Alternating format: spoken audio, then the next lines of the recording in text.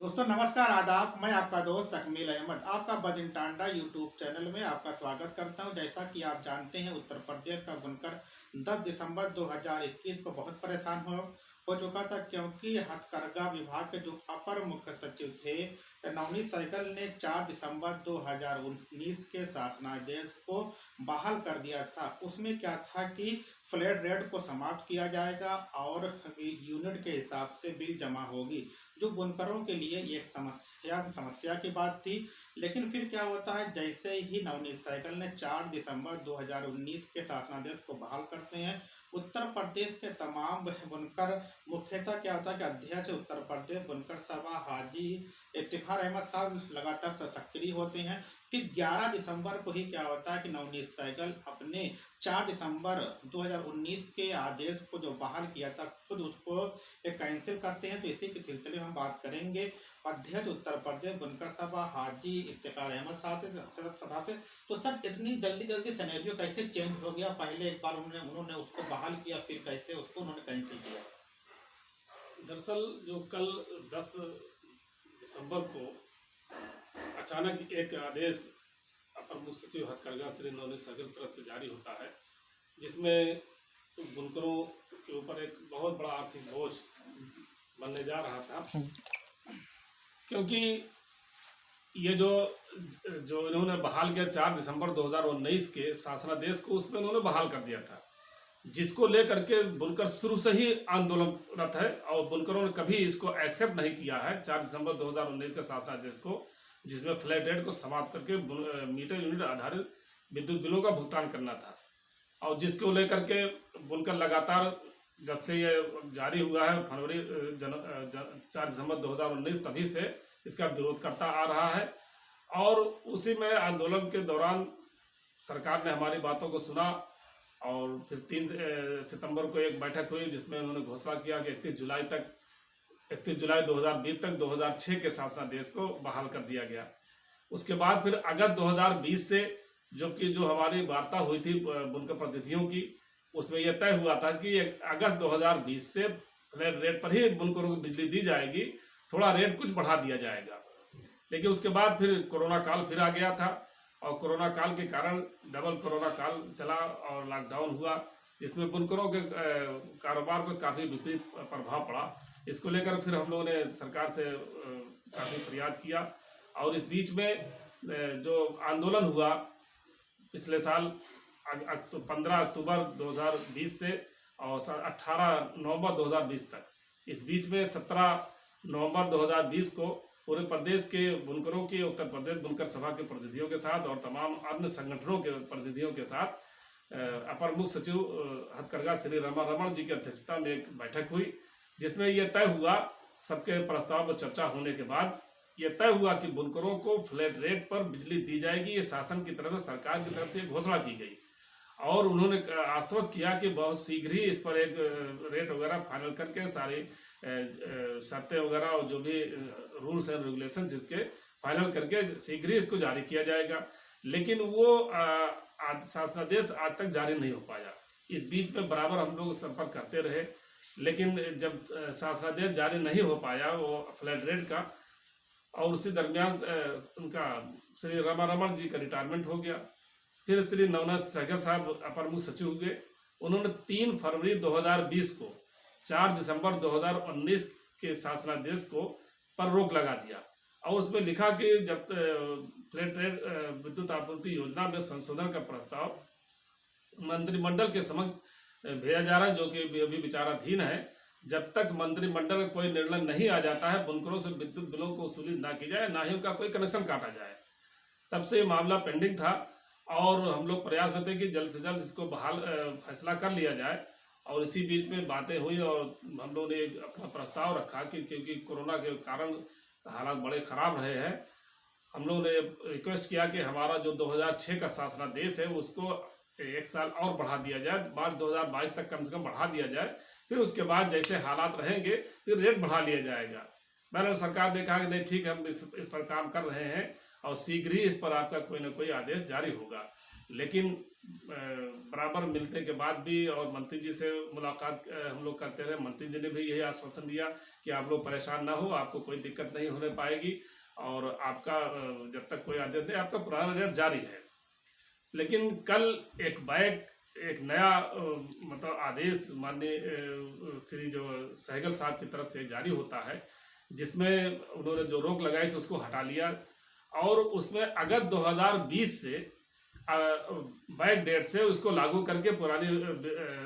नए शासनादेश भुगतान यूनिट के हिसाब से विद्युत बिलों का भुगतान करने के लिए ये निर्देशित किया। इसकी वजह से हम लोग तमाम बुनकरों प्रदेश के बुनकरों पर 17 महीने का लगभग 18 महीने का बकाया हो गया इस आदेश की वजह से, जिसके कारण पूरे प्रदेश का बुनकर विचलित हो गया। उसके अंदर बेचैनी पैदा हुई कि हम इतनी भारी भरकम बिल कहाँ से अदा कर पाएंगे, क्योंकि हम तो पिछले जो भी अगस्त से 2020 से हमने अपने कपड़े को तैयार किया, माल पालूम चला करके पुराने रेट पर हमने कपड़ा बेचा है, पुराने रेट जोड़ करके फ्लैट रेट के हिसाब से, और फ्लैट रेट का पुराना रेट से पैसा हम लोग जमा भी कर रहे हैं। अब ये सरासर बुनकरों के साथ एक धोखा लगा कि बुनकर अपने आप ठगा महसूस करने लगा। सब अचंभित रह गए, सकते में आ गए सब कि अब क्या होगा, क्या इस तरीके से सरकार क्या बुनकरों के कारोबार को बिल्कुल तबाह बर्बाद करना चाहती है क्या। पर बुनकरों को ढाल बंधाया गया, बुनकरों से संपर्क करके पूरे प्रदेश के बुनकरों को एक सूत्र में बांधा गया और सभी लोग लामबंद हुए और सब अपने अपने स्तर से सभी ने उसको ये हुआ कि अगर सरकार से पहले बात की जाए और फिर अगली रणनीति हम लोग कोई बनाया जाएगा। बहरहाल कल रात ही में जैसे ही शासनादेश आदेश आया 10 तारीख का रात में, हमने पहले MLC साहब श्री अशोक धवन साहब से हमने बात किया, क्योंकि वो सत्ता पक्ष है, उन्होंने भी काफ़ी मदद हम लोगों की पिछले आंदोलनों में और सरकार से वार्ता कराने में उन्होंने काफ़ी हम लोगों को मदद दिया है, काफ़ी योगदान रहा है उनका। तो उनसे पहले उनको संज्ञान में लाए सारी बातों को और उनसे बताया कि अगर हालात ऐसे रहे तो फिर उनका पुनः फिर आंदोलन पर चला जाएगा और बताइए हम लोग क्या करें, आप मार्गदर्शन दीजिए हमें। बहरहाल उन्होंने भी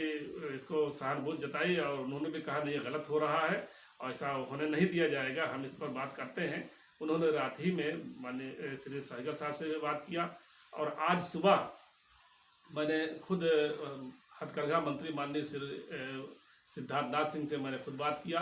और उनको सारे स्थिति से अवगत कराया और बताया कि हालात बड़े ख़राब हैं और पूरे प्रदेश में बड़ी बेचैनी है। मंत्री जी ने भी उसको लिया और उन्होंने कहा कि नहीं आप परेशान ना हो, कुछ गलतफहमी के कारण उन्होंने लगता है जारी कर दिया है, मैं इसको तत्काल अभी वापस करवाता हूँ, इसको निरस्त कराता हूँ। बहरहाल आज